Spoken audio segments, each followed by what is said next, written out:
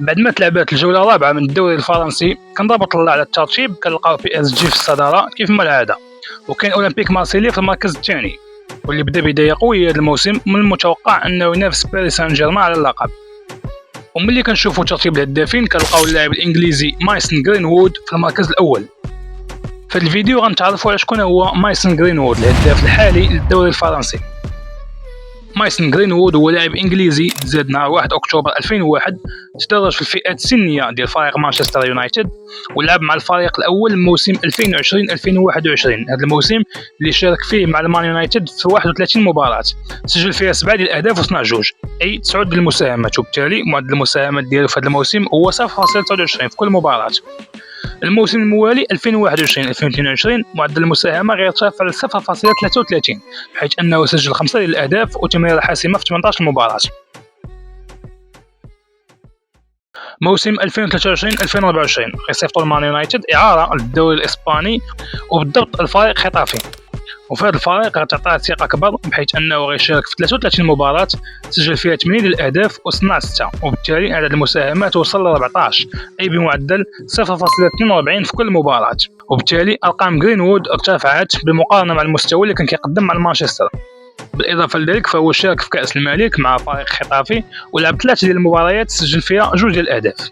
ومع نهاية الموسم غتنتهي الإعارة ديالو مع فريق خطافي، وهذه المرة إدارة مانشستر غتقرر تبيع اللاعب بمبلغ 26 مليون أورو لفريق أولمبيك مارسيليا الفرنسي.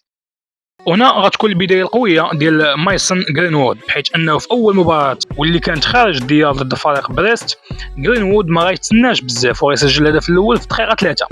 غادي الدقيقة 26 لويس انريكي غيسجل الهدف الثاني فريق اولمبيك مارسيليا، من بعد تمريره حاسمه من اللاعب المغربي امين حارث، ومن بعد 5 ديال الدقائق جرينوود غيضيف الهدف الثالث من علامه الجزاء. وقبل ما يسالي الشوط الاول كامارا غيسجل الهدف الاول لفريق نادي بريست، وفي الشوط الثاني انريكي سجل الهدف الرابع، وفي الدقيقه 68 جرينوود غيصطاد ذاك الجزاء، ولكن اللي غينفذها هو اللاعب واي، وانتهت المباراة بفوز مارسيليا ب5-1. بالتالي جرينوود في أول ظهور ليه قدر يسجل 2 ديال الأهداف وساهم في الهدف الخامس، بحيث أنه هو اللي اصطاد ذاك الجزاء. نجيو دابا للماتش الثاني، أولمبيك مارسيليا غيستقبل فريق ريمس، وأمين حارث غيسجل الهدف الأول في الدقيقة 25.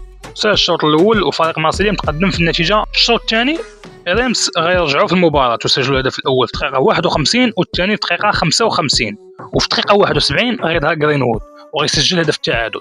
انتهت المباراة بالتعادل 2-2، وكانت هذه المباراة اللي تعثر فيها فريق اولمبيك مارسيليا وخلته في المركز الثاني. الماتش الثالث مارسيليا غتخرج عند تولوز، وفي هذا الماتش جرينوود غيتألق بحيث انه سجل في الدقيقة 16 الهدف الاول، ومن بعد دقيقة واحدة اي في الدقيقة 17 غيسجل الهدف الثاني. انتهت المباراة بفوز مارسيليا بنتيجة 3-1، وجرينوود وصل 5 ديال الاهداف في 3 ديال المباريات.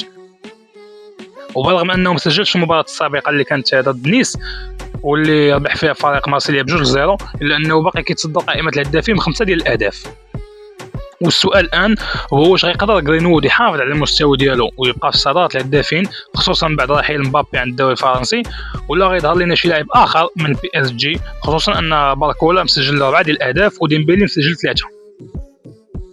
اذا كانت هذه بعض المعلومات عن هداف الدوري الفرنسي الحالي مايسن جرينوود. شكرا على المشاهده والى اللقاء. I just wanted to say thanks.